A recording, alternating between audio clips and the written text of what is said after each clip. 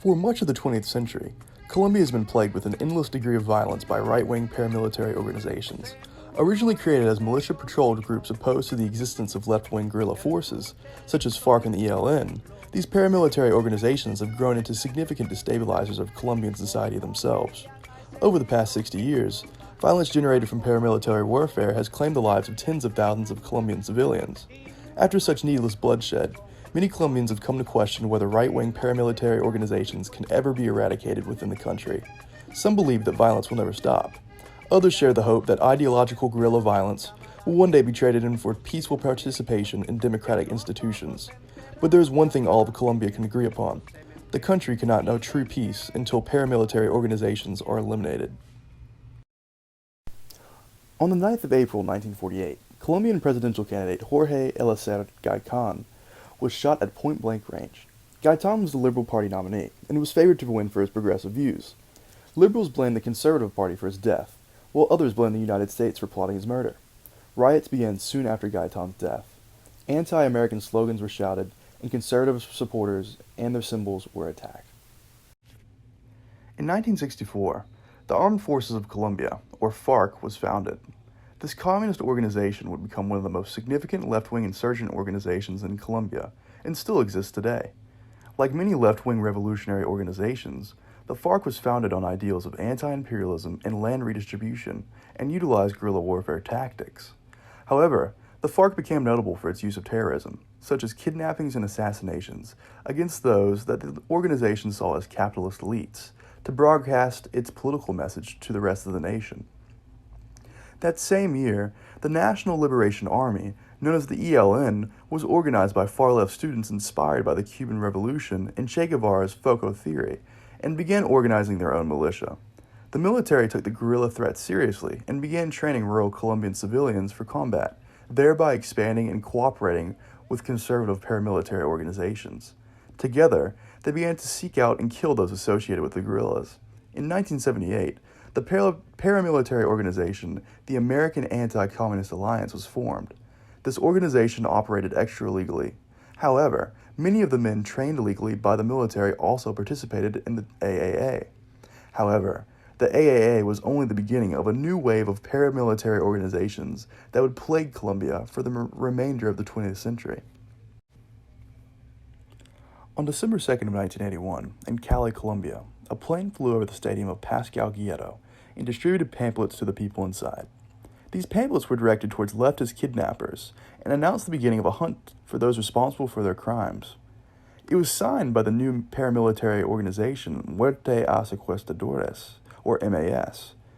Death to the Kidnappers, as it translates into English, was developed by Fabio Ochoa Restrepo, also known as Don Fabio in 1981, with the aid of infamous drug trafficker and Medellin cartel leader Pablo Escobar.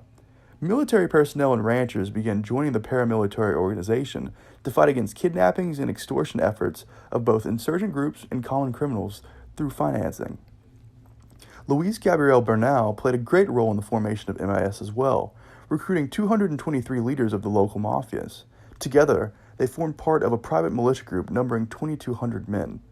Carlos Leder Rivas, co-founder of the Medellin cartel, also helped establish this group, having demanded its formation.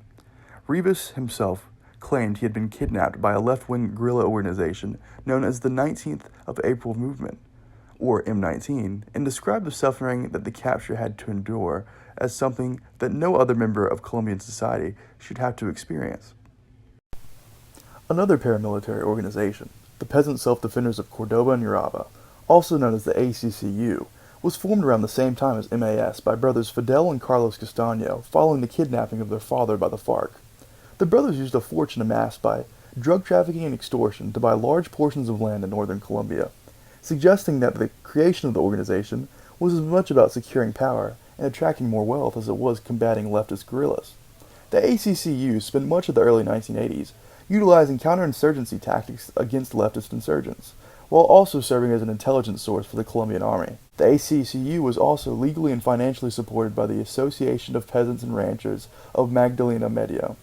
Initially, both paramilitary organizations were widely supported by the peasantry of northern Colombia. This rural support provided important streams of revenue for the ACCU during its early years of development. as the organization was capable of establishing lucrative narcotics smuggling routes throughout the countryside. However, in order to attain greater sources of funding, the ACCU began to align itself with the political elite and land-owning classes of northern Colombia during the early 1990s, creating a notable conservative alliance known as the narco-bourgeoisie. With significant influence over the region, the narco-bourgeoisie class began to collectivize its various competing paramilitary organizations. By the mid-1990s, this would lead to the creation of the United Self-Defenses of Colombia, or AUC. In early 1997, previously independent paramilitary networks throughout Colombia underwent a consolidation period during which many conservative militia groups began to align themselves with the agenda of the ACCU. Under the leadership of seasoned right-wing paramilitary operatives, such as Fidel, Carlos, and Victor Castaño, and the founders of the people persecuted by Pablo Escobar, or Los Pepes, and the ACCU, the United Self-Defenses of Colombia, or AUC, was touted as a grassroots militia response to the nationwide extortion, kidnappings, and general violence perpetuated by left-wing rebel groups like the FARC and ELN over the previous 3 decades. Marketing itself as an equalizing force against leftist guerrilla factions, the AUC initially found support amongst wealthy Colombian landowners and peasants alike for its ability to deter leftist rebel occupation of rural territories throughout northern Colombia. Beginning in the late 1990s, the financial considerations for the continued health of the AUC's narcotics trading networks began to take an effect on the ideological motivations for military action against both left-wing militia groups and the non-combatant peasantry of northern Colombia. In an effort to preserve the productivity of its cocaine trafficking interests, the AUC routinely engaged in campaigns of indiscriminate violence against suspected FARC and ELN sympathizers and individuals obstructing the drug trade in general. Beginning in January of 1999, the AUC launched a paramilitary assault within 6 regions of northern Colombia, which resulted in the deaths of nearly 150 individuals suspected of collaboration with FARC. In February of 2000, a similar intimidation campaign was introduced in the town of Salado, during which AUC death squads engaged in roundups and executions of 66 individuals considered conspirators with leftist rebel activity within the region. Furthermore, the AUC attempted acts of political sabotage in order to maintain its conservative ideological grip over northern Colombia, such as assassination attempts against candidates for the Communist Patriotic Union Party, or UP, and widespread voter intimidation through threats of violent retribution for supporting leftist politicians. The UP stood against the use of force and decided to attempt to bring change through peaceful democratic participation. However, some 5,700 people associated with the party were killed or disappeared from 1984 to 2016 at the hands of conservative paramilitary organizations. I remember that day as if it were yesterday. A group arrived in our village, which I thought were military officials, but they had machetes and chainsaws, and they had begun to run towards the people. So I ran to the woods, and the next day I heard that all the people of the village had been killed.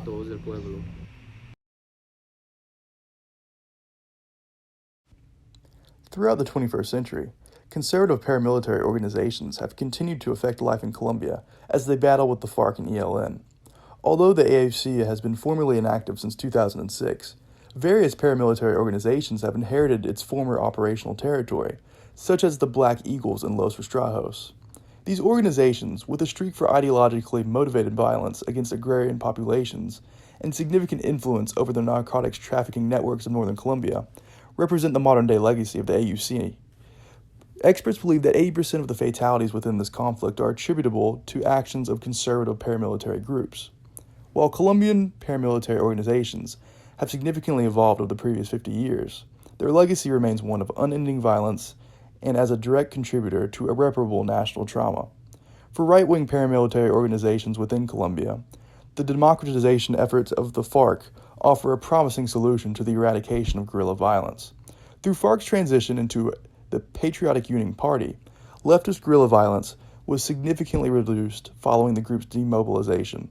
In order for Colombia to experience true peace, paramilitary organizations must lay down their arms and reintegrate themselves into civilian society as well. Through such actions, a transition from armed guerrilla insurrectionism to peaceful political participation is possible. Much like the UP, the reassimilation of right-wing guerrilla forces could offer a pathway to the creation of conservative political parties which would honor the grievances of their paramilitary predecessors. Thus, in the eyes of million Colombians, their country cannot know true peace until the death squads are a relic of history.